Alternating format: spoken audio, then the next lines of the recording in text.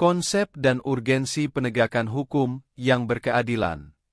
Pernahkah Anda berpikir, seandainya di sebuah masyarakat atau negara tidak ada hukum? Jawaban Anda tentunya akan beragam. Mungkin ada yang menyatakan kehidupan masyarakat menjadi kacau, tidak aman, banyak tindakan kriminal, dan kondisi lain yang menunjukkan tidak tertib dan tidak teratur. Namun, mungkin juga ada di antara Anda yang menyatakan, tidak adanya hukum di masyarakat atau negara aman-aman saja, tidak ada masalah. Bagaimana pendapat Anda? Setujukah Anda dengan pendapat pertama atau yang kedua?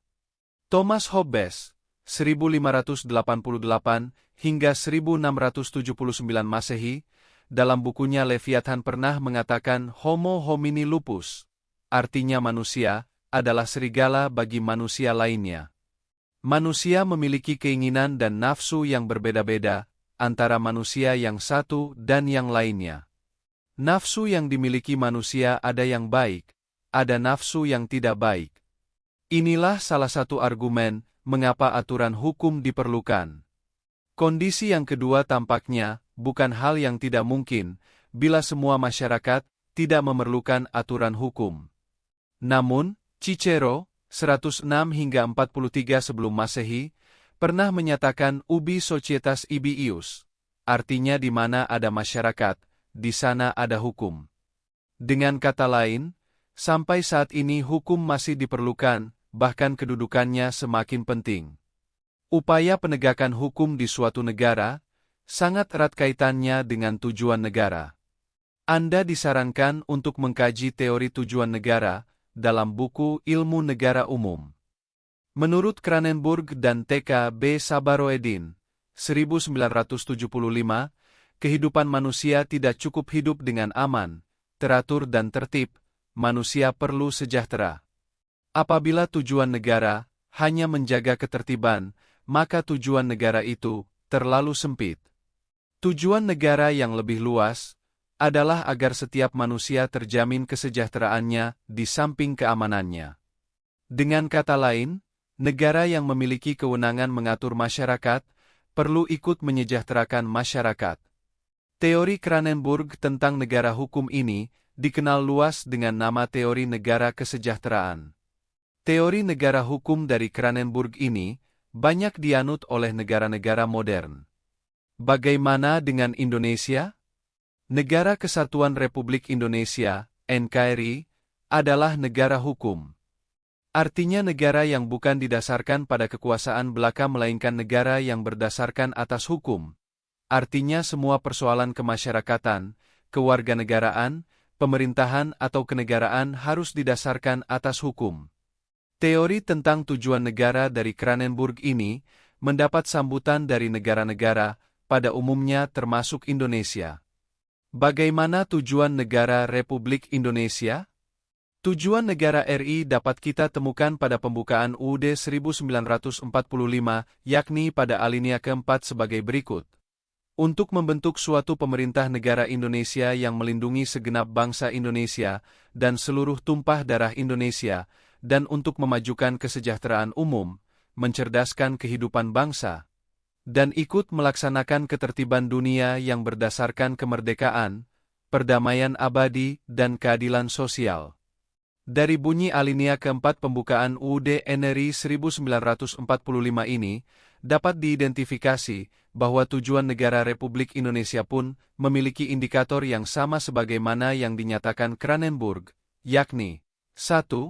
Melindungi segenap bangsa Indonesia dan seluruh tumpah darah Indonesia. 2. Memajukan kesejahteraan umum. 3. Mencerdaskan kehidupan bangsa. Dan 4.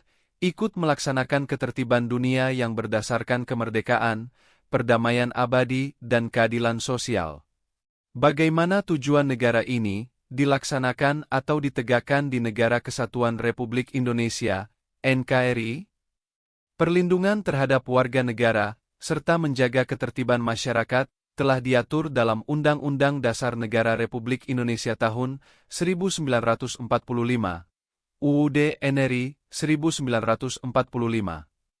Anda dianjurkan untuk mengkaji bab 9, Pasal 24, 24A, 24B, 24C, dan 25 tentang kekuasaan kehakiman.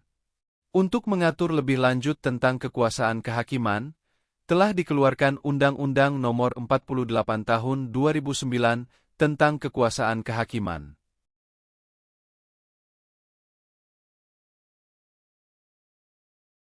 Kekuasaan kehakiman merupakan kekuasaan yang merdeka untuk menyelenggarakan peradilan guna menegakkan hukum dan keadilan.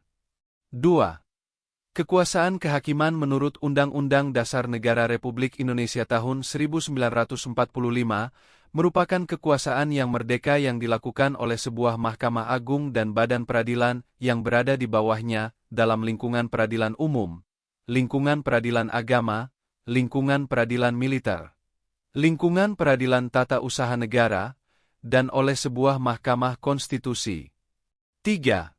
Badan-badan lain yang fungsinya berkaitan dengan kekuasaan kehakiman diatur dalam undang-undang.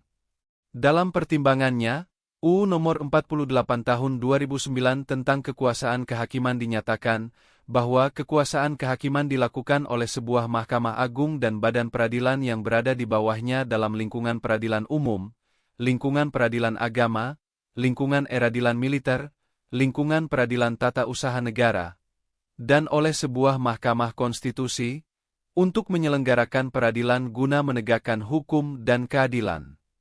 Bagaimana lembaga peradilan dalam menegakkan hukum dan keadilan? Negara kita telah memiliki lembaga peradilan yang diatur dalam UUD NRI 1945, ialah Mahkamah Agung, MA, Komisi Yudisial, KY, dan Mahkamah Konstitusi, MK. Selain lembaga negara tersebut, dalam UUD NRI 1945 diatur pula ada badan-badan lain yang diatur dalam undang-undang.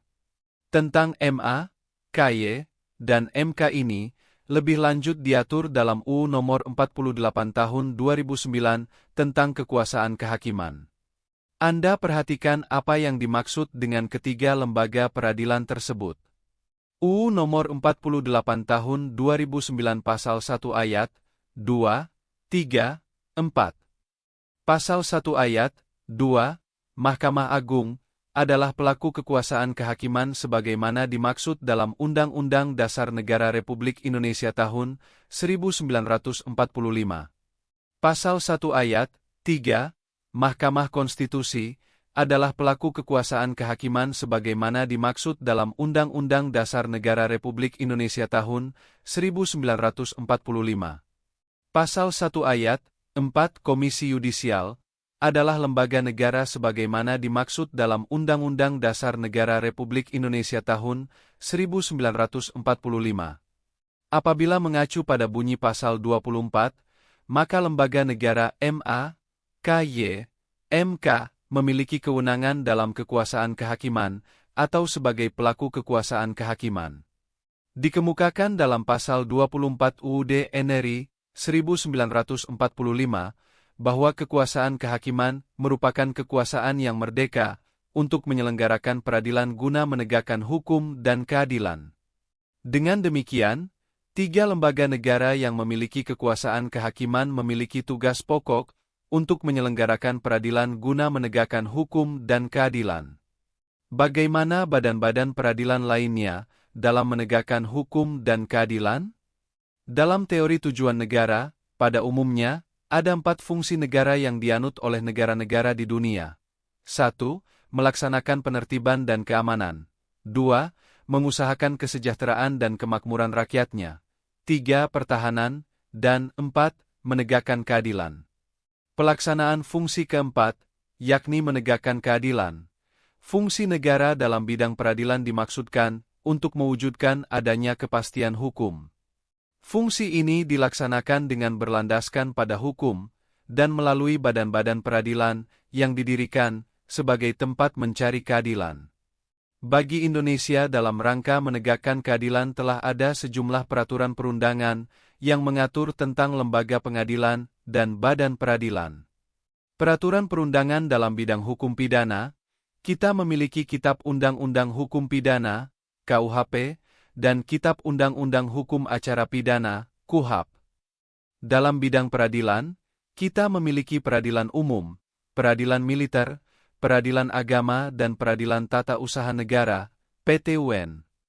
Selain itu, ada juga peradilan yang sifatnya ad hoc, misalnya peradilan tindak pidana korupsi, Tipikor. Bagaimana pelaksanaan penegakan hukum untuk tercapainya rasa keadilan masyarakat? Anda dianjurkan untuk menelusuri sumber rujukan tentang upaya penegakan hukum.